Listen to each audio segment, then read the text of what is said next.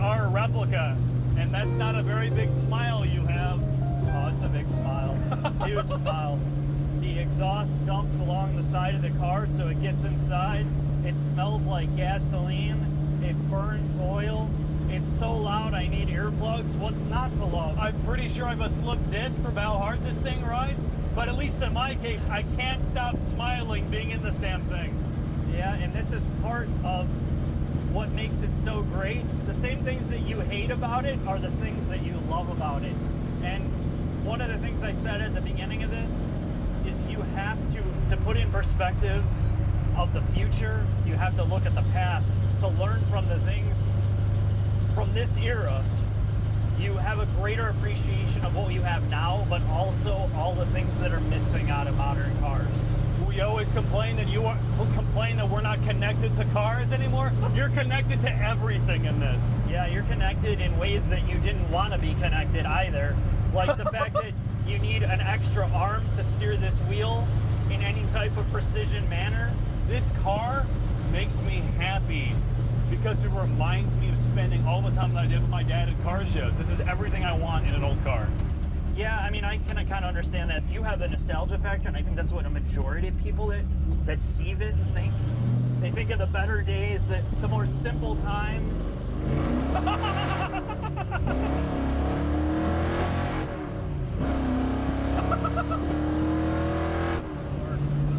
It sounds like you're driving a chainsaw factory. No, it does. Oh, let's go around this corner, bro.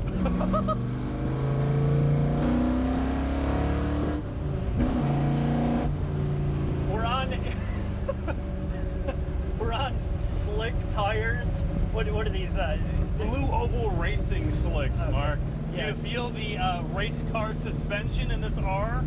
Oh man, I personally don't think it rides that bad, but that's when you first get in it. You're like, oh, I can deal with this. And then after about 15 minutes, oh my God, the gas pedal's broken off.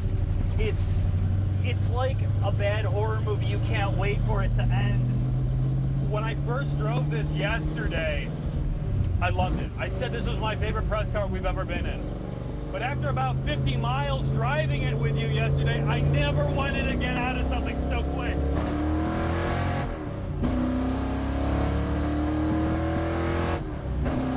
Oh my God. Yep. It's the things that make it amazing are also the things that you cannot tolerate in here. I mean, there's something to be said about how you feel, smell.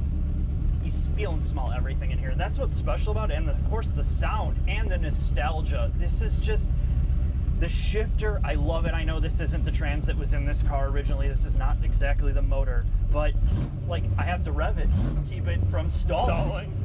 It sounds, I can see why people fall in love with this. And there's almost, unlike a modern Ferrari or something, there's almost no douchebag factor to this car. No. People come up and talk to you, they love it. Yeah, absolutely. With that said, you know, there's not much more we can do with this besides just show you what it's like.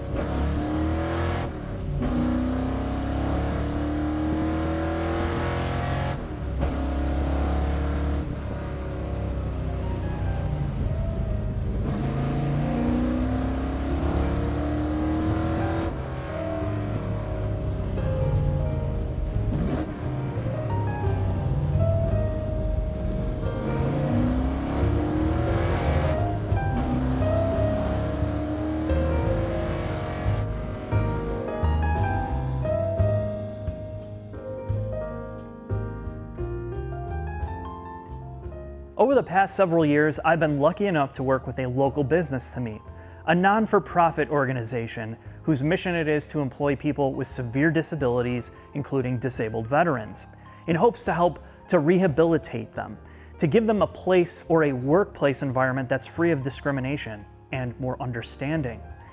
However, running certain businesses can be difficult, and they've had to get creative in how to generate revenue. So one of the ways is they do a fundraising event by purchasing different cars, like this 911T, or the GT350R in the past, or the Porsche GT4, and now this 350R replica that you're watching. And in the future, they're gonna do a C8. And this helps to bring in some supplemental income to help keep the lights on, to do other programs, and to help grow the business like they are now. They have brought in new contracts, new business, more employees, so they're starting to thrive, and it's great to see. So if you enjoy these videos, you enjoy the cars, and you will potentially want to win, the links will be below to donate to that. If not, just sit back and enjoy the video.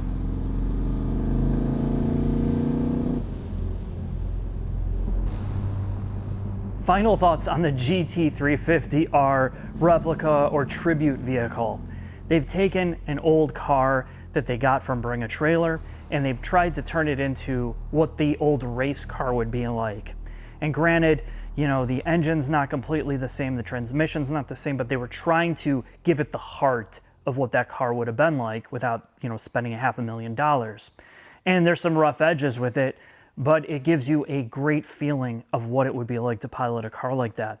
The days gone by, the smells, the sights, the sounds of everything it would be like to operate a car like that every day. Now granted, it's loud, it's brash, it's unrefined, but that's also the beauty of it. And I said this while driving, it's the similar things that make it so enjoyable to operate in short doses are the same things that just kill it for you. It's a car that literally turns heads no matter where you go. It's from the older days, the more simpler days. Everything about this car feels raw. You know, there's no aids, there's no assistance, there's no electronics. It's just you and the road and the deafening sound of the exhaust and the smells of everything.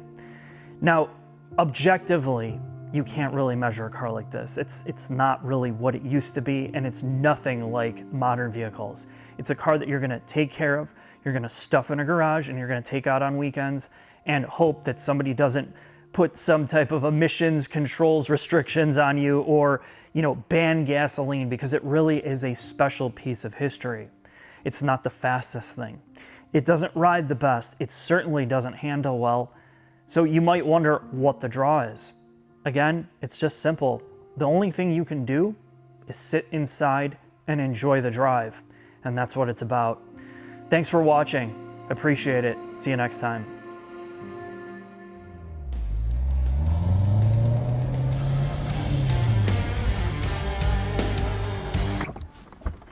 God.